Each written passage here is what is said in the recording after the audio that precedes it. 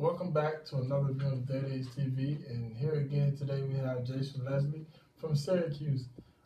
Today we'll be discussing the hot topic. Today's hot topic will be a discussion that has been going on for years to come between two great athletes, and those great athletes are LeBron James and Michael Jordan. So there are a few questions I would like to ask you before we get started on the hot topic.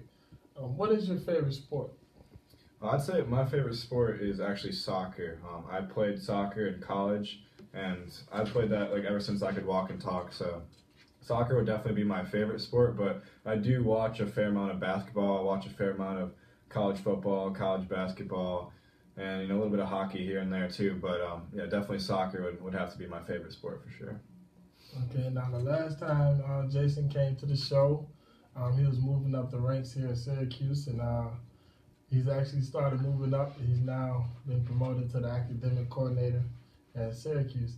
Okay, the first question I would like to ask is, obviously there is credibility to both sides of the debate, and we would like to know your opinion on the topic between LeBron James and Michael Jordan. What do you think? Yeah, obviously I've grown up in this era right now of watching LeBron, but I think just based off of talking to other people, watching some highlights, watching some old film, I would give a slight edge to Michael Jordan. Like you mentioned, it's apples versus oranges, and you can't really pick it's definitely one, definitely the other. But I think just off of that killer instinct that Michael has, I would probably give a slight edge to Michael Jordan. And why do you say Michael? I think the number one reason that I'm pulling for Michael, in addition to that killer instinct, like I mentioned, is the era in which he played. So Michael Jordan, came in the late 80s and really flourished in the 90s. And during that time, the Eastern Conference was just a Goliath of a conference. So we had the Detroit Pistons in there. You got Isaiah Thomas, Dennis Rodman before he joined Michael Jordan. You got Vinny the Microwave. You got Joe Dumars, and they had to go through them every year. Not to mention the New York Knicks, with Patrick Ewing, Sean Kemp, and those boys, and there was just a beast out in New York too. And then also you got the Boston Celtics, you got Larry Bird, you got John Havlicek. So the Eastern Conference back in the day was way, way tougher than what LeBron has had to go through here. So LeBron has had those Pistons, like I mentioned, they had them in 2004, 2005, and then they also had to go through that Boston Celtics team with KG, Ray Allen, and Paul Pierce. But the Eastern Conference was way tougher back in Jordan's era. So I think that he was always going against much tougher competition every night. When he was in the playoffs, I think 27 out of his 37 series, Michael was going up against a team that had won 50 games, and LeBron hasn't even come close to that. And also in the playoffs, Michael had to get through a Defensive Player of the Year basically in every series. You had Gary Payton, the glove had led the league in steals a bunch of times. You had Dennis Rodman, who everyone knows what he could do. He was a monster on the glass. He was in your face and just harassing you all night. And LeBron has had to go up against a couple tough defenders, but nobody compares to Dennis Rodman and Gary Payton when you think of the people that LeBron's had to go against. So yeah, I definitely think that era and just the mental toughness that you needed to play in the 90s is what I would give the edge to for Michael as well. Okay, speaking of eras, do you feel that eras affect how you determine who's the greatest between LeBron and Michael? Like, how do you determine? Yeah, it definitely is tough. It's tough to take it into consideration, especially for people that are our age, because we weren't able to view Michael, but we are able to view LeBron. So a lot of it is what you hear word of mouth and watching film. But I think it goes without question that era, just the tenacity and the toughness and the defense was much tougher than it is today. So if LeBron was in that era, I think he would have a tougher time. I think he wouldn't be getting as many foul calls. When he'd be driving the lane, he'd be getting hacked, and we all see that LeBron sometimes whines to the officials and doesn't really like when he's getting contacted that much when he's driving to the lane, and he doesn't have that great of a jump shot. So I think LeBron would really, really struggle if he was playing in the 90s, and the game today is more so tailored to him. Oh, okay. So what skills do you think Michael possesses over LeBron? Definitely defensive tenacity. Michael was on the all-defensive team more than LeBron. He led the league in steals 3 times. LeBron has never done that. And it's just that mindset. Michael, when he walked out onto the court, not that LeBron doesn't pass this, but Michael just had that look in his eye.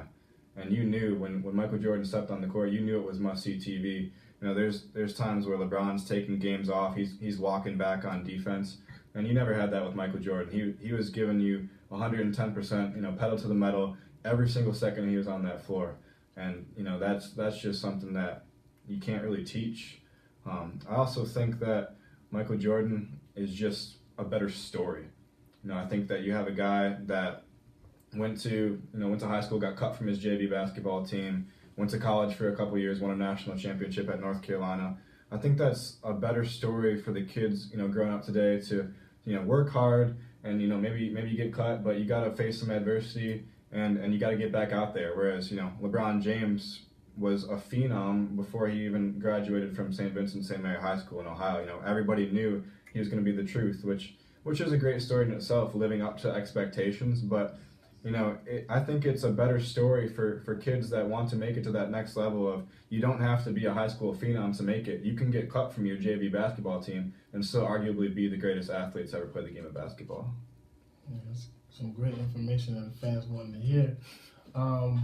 As you spoke about LeBron walking down the court and doing that, etc. things, how would you respond to the argument that LeBron is bigger, faster, and stronger than Michael Jordan? Yeah, I definitely think he is, but they're just two different players. So it is tough to compare. You have a small forward, maybe even a power forward type player in LeBron, like a point forward because he handles the ball, versus a pure shooting guard in Michael Jordan. But no arguments from me that LeBron James is bigger, faster, is a better overall athlete when you just consider running, jumping, grabbing rebounds and stuff. But he's also taller in that aspect. But yeah, LeBron is a freak. There's no denying it. You look at him, he looks like a freight train.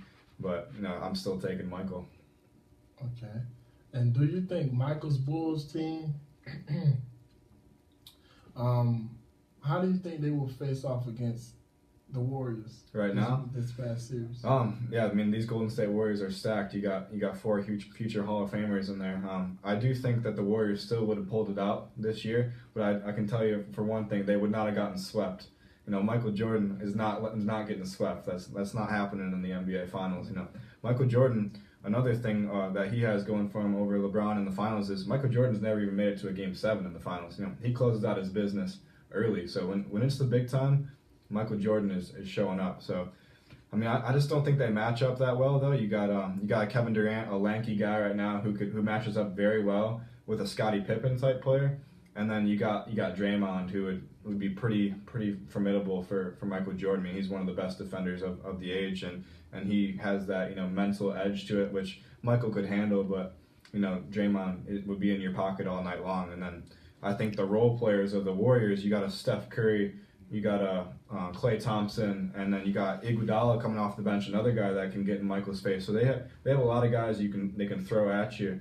Where I think it actually matches up better that they could guard Michael a little bit better than they could even guard LeBron, because Michael is a little bit smaller. So an Andre Iguodala and a Klay Thompson and a Draymond Green probably even match up better with a Michael Jordan than they do against a LeBron James. But I'll tell you what, they're not getting swept. I think I'd probably go Warriors in 5-6, but I'll give them 6 just because of Michael. Michael showed up when he needed to. Okay. And would Michael Jordan accomplish the same goals that he accomplished then in his era and LeBron's era? Yeah, I think that if anything, Michael Jordan's numbers would just be increased because you don't see that type of mental toughness today. You see a Russell Westbrook with that, can't never say die attitude, and you see where that's gotten him, averaging a triple-double back-to-back years.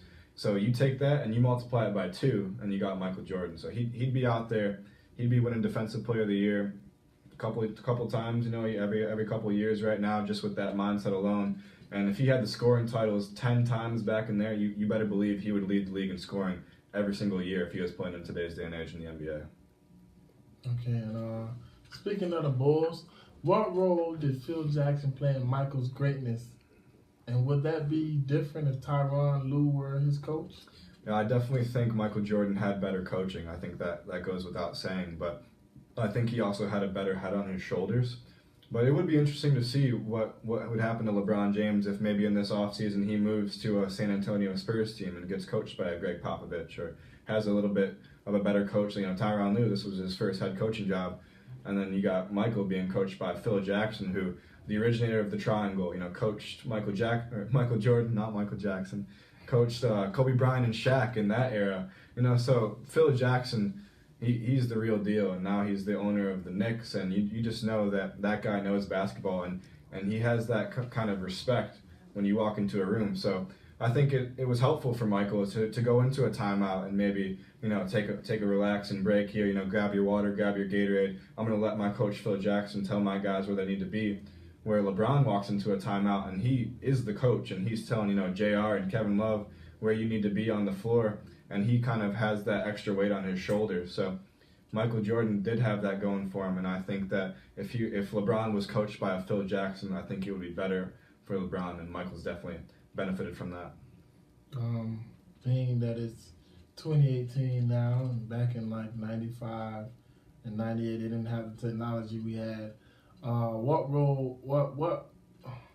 would Jordan be more talented with the upgrade in technology and developmental opportunities with what we have today? You know, I think one thing that maybe would improve would be his jump shot, because, you know, his jump shot was more formidable than LeBron's. You know, it was very clutch, but overall, you know, his percentages could have increased a little bit here and there, and I think that with the era of the NBA today, there would be a little bit more sagging off, a little bit more room for Michael Jordan to get his shot up. And then you just hear about all these coaches. I read an article just the other day about Klay Thompson and him getting his shots up in the gym, and how he perfected his shot when he was in college at Washington State and going into the NBA. So I think that there are more people who kind of hone their skill set today to what we have available. And you see that, you know, we got those machines where, you know, people are getting shots up in the gym, and they just didn't have that back in the day. You had to physically walk and grab your own rebound. So, you know, you're just getting more shots up within an hour in today's day and age. So I think that it's definitely possible that Michael Jordan would have been a better jump shooter if he played today. Okay.